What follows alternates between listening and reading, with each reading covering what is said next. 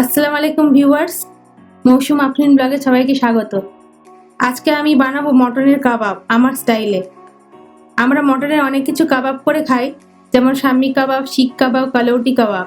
প্রত্যেক কাবাব বানানোর স্টাইল কিন্তু একই রকম, শুধু মশলার একটু পার্থক্য হয়ে থাকে।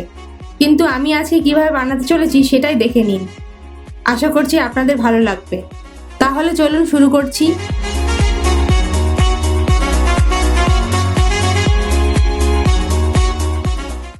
এখানে আমি নিয়েছি 500 গ্রাম বোনলেস মটন, আর এটাকে ভালো করে ধুয়ে জল ঝরিয়ে মিক্সারে গ্রাইন্ড করে নিয়েছি। মটনটাকে শুকনো শুকনো করে পিষে নিতে হবে। এবার এর মধ্যে দিয়ে দেবো 2 চামচ পেঁপে বাটা। পেঁপে বাটাকে আমি খোসা সমেত পিষে নিয়েছিলাম। আর দিয়ে দিচ্ছি 2 চামচ আদা রসুন বাটা, স্বাদ মতো লবণ, হলুদ গুঁড়ো 1 চামচ, একটা বড় সাইজের পেঁয়াজ কুচি। পেঁয়াজটাকে আমি কদ্দুকস করে সব রস বের করে নিয়েছি। আর নিয়েছি 2টো কাঁচা লঙ্কা কুচি, ধনে গুঁড়ো 1 চামচ, জিরে গুঁড়ো 1 চামচ, বিরিয়ানি মশলা 1 চামচ, গরম মশলা 1 চামচ, আর নিয়েছি বেসন। বেসনটা আপনাদের হিসাব মতো নেবেন। যদি পেস্টটা বেশি নরম মনে হয় তাহলে একটু টাইট করার জন্য বেসনটা বেশি দেবেন। এটা মাখতে মাখতে বুঝতে পারবেন। ভালো করে টাইট করে মেখে নিতে হবে। এবার দিয়ে দিচ্ছি ধনেপাতা কুচি আর পুদিনা পাতা কুচি। আবারও ভালো করে মেখে নিতে হবে। আমার মাখা হয়ে গেছে। এবার 15-20 মিনিটের জন্য রেখে দেব। এবার হাতে তেল মেখে চ্যাপটা চ্যাপটা করে চপের মতো শেপ বানিয়ে নিতে হবে। দেখুন, ঠিক এইভাবে বানিয়ে নিতে হবে। এবার একটা ফ্রাইং প্যানে তেল গরম করে নিচ্ছি।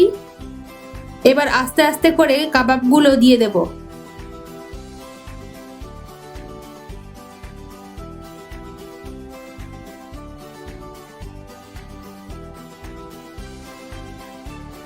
তেলের ওপর দেওয়ার পর প্রায় 2 মিনিট অপেক্ষা করতে হবে। প্রথমেই পাল্টাতে যাবেন না, কারণ ভেঙে যেতে পারে। এবার আমি ব্রাশে করে আস্তে আস্তে কাবাবের ওপর তেল ব্রাশ করে দিচ্ছি। 2 মিনিট হয়ে যাওয়ার পর আস্তে আস্তে কাবাবগুলো পাল্টিয়ে দিচ্ছি। কাবাব সেদ্ধ হতে কিন্তু বেশি সময় লাগবে না, কারণ এর মধ্যে আমি কাঁচা পেঁপে বাটা দিয়েছি। 2 পিঠেই প্রায় 2 করে 4 মিনিট সময় লাগবে।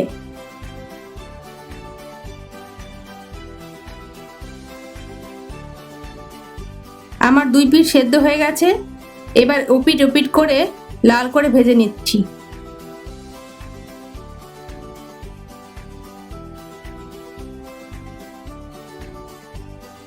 কাবাবগুলো আমার ভাজা হয়ে গেছে, এবার তুলে নেব।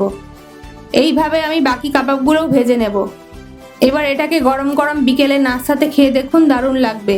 আর এটা খেতেও খুব সফট হয়। তাহলে আমার মটন কাবাব রেসিপিটা কেমন লাগলো অবশ্যই কমেন্ট করে জানাবেন।